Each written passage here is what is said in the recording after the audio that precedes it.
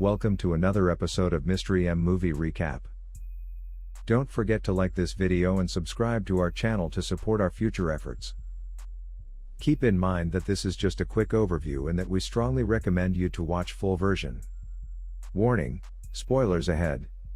Hopper, an archaeology professor, is exploring a remote cave system on the trail of missing hippies from the 1970s.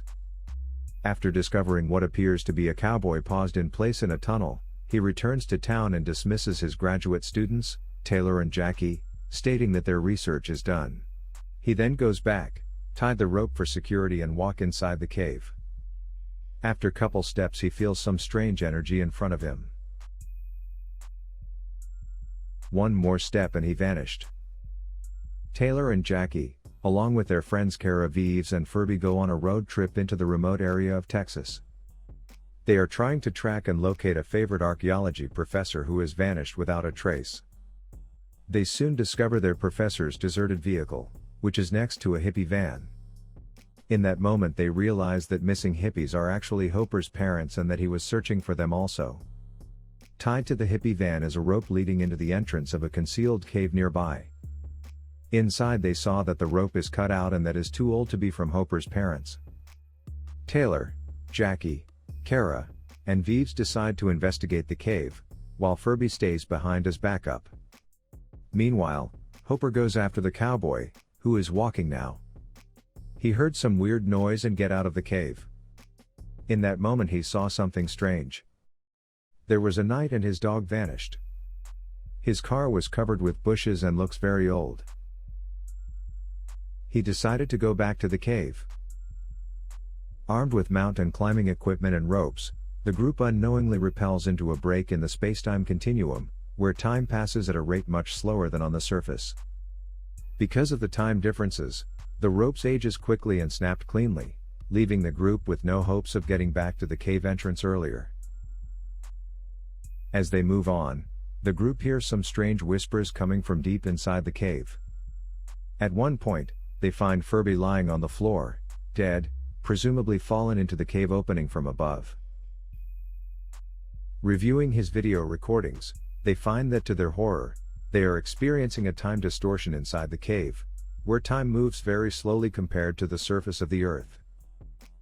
Light flashes above the cavern opening, which they theorize to be the relatively rapid rising and setting of the sun. Out of desperation, Kara free climbs out of the cave in order to get a GPS signal. She discovers the surrounding area to be unfamiliar, barren, and rocky, with a strange triangular object in the sky. She couldn't breathe, and some kind of sandstorm arise. With lots of efforts tried to catch some GPS signal, but it was impossible. Totally shocked, she goes back to the cave and tell others what she saw. When she returns to the cave after roughly half an hour, her companions insist she was only gone a second. They compare video of their different observations to reveal the time discrepancy. Further evaluation of Furby's camera reveals the light flashes to not be days and nights but entire seasons. It seems like they was just a couple of hours down there, but actually they are in the cave for hundreds of years. Another horrifying discovery was that Furby survived his fall but was attacked by another being in the cave. Kara prepares to climb out again in search of help but is interrupted by a futuristic humanoid spaceman descending via a retractable ladder. The spaceman is attacked by a savage who seems to appear out of nowhere. After a short fight, he defeated the caveman. The group then started panically to run through the cave tunnels trying to run away from spaceman. They go further into the cave and discover more savages who appear to be primitive cavemen. They also discover the still warm bodies of the missing hippies, Hopper's parents, and that the legendary Fountain of Youth really does exist inside this cave. Savages attack them and Taylor stays to fight with them, buying some time for the girls to escape. He is severely wounded by the cavemen when trying to get the group to safety. Jackie realized that Taylor is probably dead, so she goes back, finding him laying on the ground. The spaceman appears and places Taylor in the Fountain of Youth, healing him completely. The spaceman is again attacked by the savages. The students help him, but his breathing mask is pulled off in the fight. Once again, After a short fight he defeated savages. Meanwhile, first defeated savage saw some strange green light coming from the top of the cave. The spaceman has trouble breathing and speaks a language the group does not understand.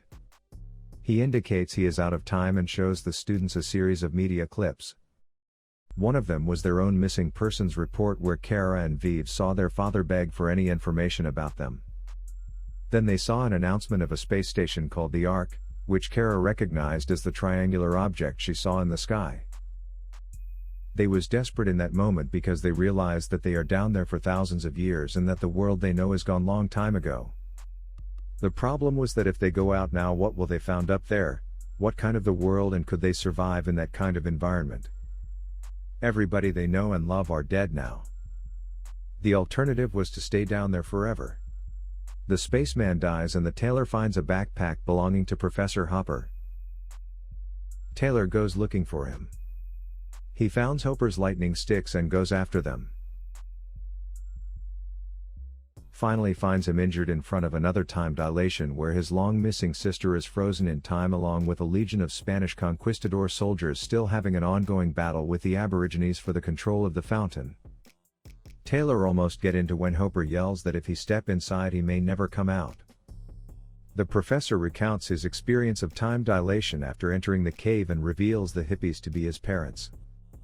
Taylor didn't want to leave Professor because of nearby savages that was healed by their daughter, but Hopper insists to leave him and save others.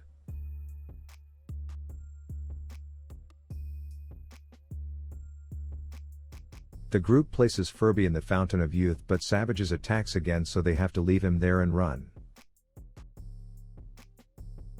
They was shocked when they goes back because there was no more switch of the light, only some kind of the green water portal on the top of the cave. They prepare to leave the cave using the spaceman's ladder through the cave opening. The group started to climb. Kara makes it to the top and is pulled through the aquatic portal by gray-clawed beings before she can help her friends, now frozen in time. The cavemen pull down the ladder before all others are able to climb it.